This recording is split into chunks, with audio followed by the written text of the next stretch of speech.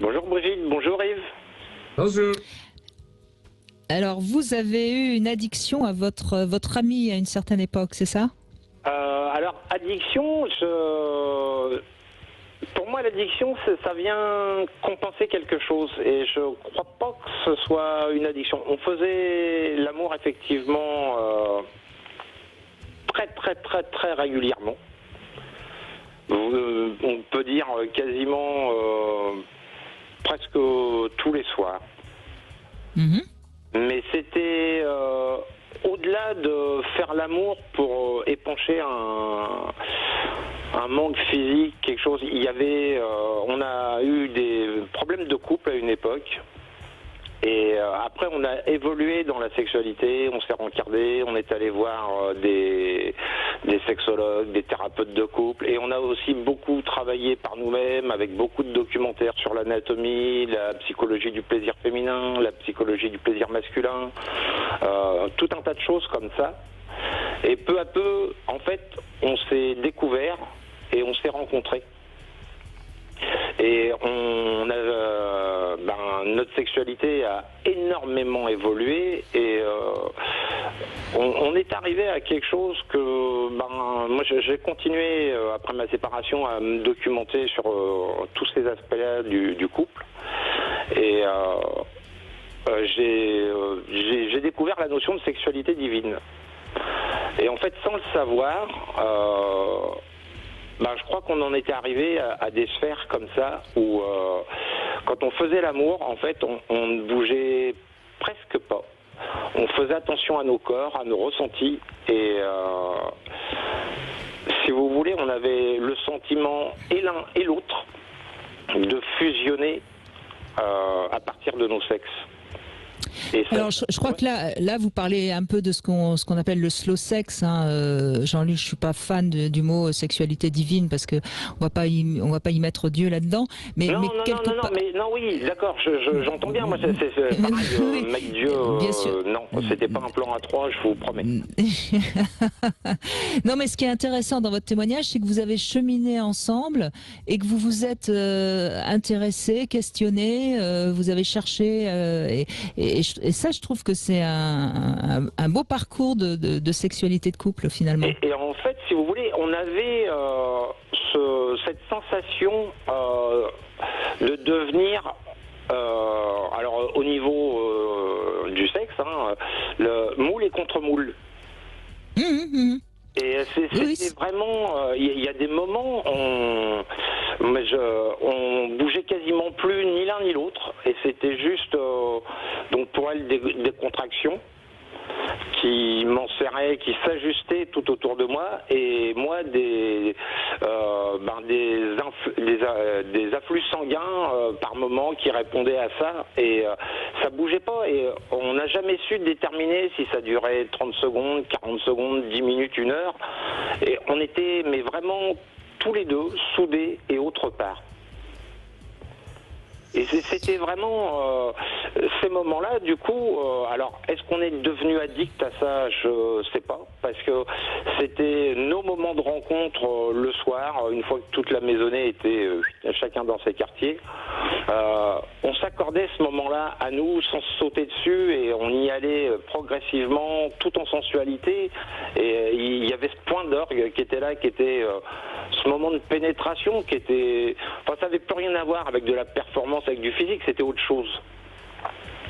Et c'est parler de sexualité divine, parce que depuis que je suis célibataire, j'ai essayé de rencontrer d'autres femmes, et ces moments-là, je n'ai jamais pu les revivre.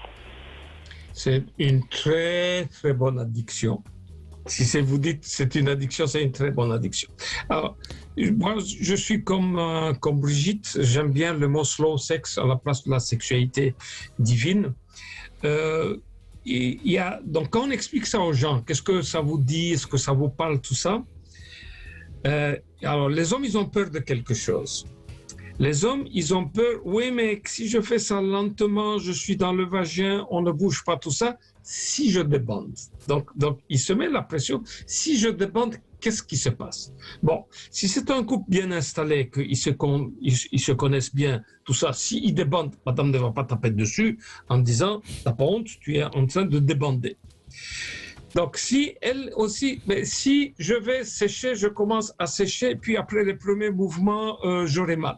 Donc, en fait, ce que les gens ont peur, ceux qui n'arrivent pas à s'investir là-dedans, c'est vraiment des trucs physiques, hein, parce que ça leur parle beaucoup. Ah, moi, je voudrais tout ça, mais j'ai peur. Donc, mais si c'est un couple bien installé, tout ça, bah, je débande, tu ne mouilles pas, et alors, il est où le problème? Donc, ils peuvent faire l'expérience. Donc, et ça ne va pas poser de problème. Mais donc, vous avez dépassé ce stade probablement de peur avec votre compagne, et c'est pour ça que ça a marché très très bien. Donc, je crois que c'est, au-delà des peurs, c'était surtout, entre guillemets, la compréhension de nos propres sexualités. Moi, ma sexualité d'homme, elle, sa sexualité de femme, et puis, je dirais le côté... non, mais c'est une rencontre. Chacun. Oui, mais Jean-Luc, c'est une rencontre vraiment entre les corps, les cœurs, la tête et éventuellement l'âme, si vous voulez y mettre un peu de sacré. Le sexe. Et les deux sexes. Oui, mais quand je parlais du corps, je parlais. J'ai pris conscience de mon sexe, c'était pas juste un truc tout dur, c'était un truc qui pouvait ramollir, je pouvais. Oui, mais je pense. Et elle, c'est pareil, c'était pas un truc juste. Oui, mais je pense. Excusez-moi de vous couper, Jean-Luc, mais c'est important pour les auditeurs, pour que les auditeurs comprennent. Je pense, et c'est pour ça que je parle bien du corps et pas du sexe. Ce qui vous permet de garder l'érection, même s'il n'y a pas de mouvement, c'est parce que vous êtes totalement habité de la pointe de votre gland jusqu'au sommet de votre crâne par la sexualité que vous êtes en train de vivre avec votre partenaire. Et c'est ça qui vous permet... Quand vous dites de la pointe du gland au sommet du crâne, c'était exactement ça. C'est quelque chose dont on parlait après, donc on débriefait un petit peu après, et on était hallucinés de se sentir parcouru de frissons sur tout ce schéma-là, et même jusqu'à la pointe des pieds, on ressentait les mêmes et c'est ce qui permet, voilà, et c'est ce qui permet de faire du sexe sans bouger, parce que justement c'est une sorte d'onde vibratoire qui passe de l'un à l'autre. C'est exactement ça. Le point de jonction, il était dans. Alors vous pourriez le faire avec une femme que vous ne connaissez pas, à condition que cette femme que vous ne connaissez pas accepte cet hommage en quelque sorte que vous rendez à la féminité, parce que je connais un peu toute cette pratique qui s'appelle aussi sexe sacré ou tantra. Bon, mais je suis pas tellement pour y mettre un nom, mais c'est vraiment cette sensation d'être totalement habité par l'autre, et cet échange d'énergie sexuelle qui est en effet formidable quand on obtient ça. Mais alors pourquoi vous vous êtes quitté? Son père est mort, elle a pété les plombs et s'est barrée. Ah, d'accord. Voilà. C'est le truc qui est complètement incohérent. On devait se marier, son père est mort et elle s'est barrée. Oui, il y a eu des compensations là, psychiquement. Ah là, je peux vous dire que ça. Enfin, moi, je me suis dit qu'elle allait revenir forcément, parce que que ce soit ou elle ou moi, je pense pas qu'on va pouvoir revivre ce genre d'expérience-là. Et comme par ailleurs on voulait se marier et l'un et l'autre, malheureusement, c'est pas le cas.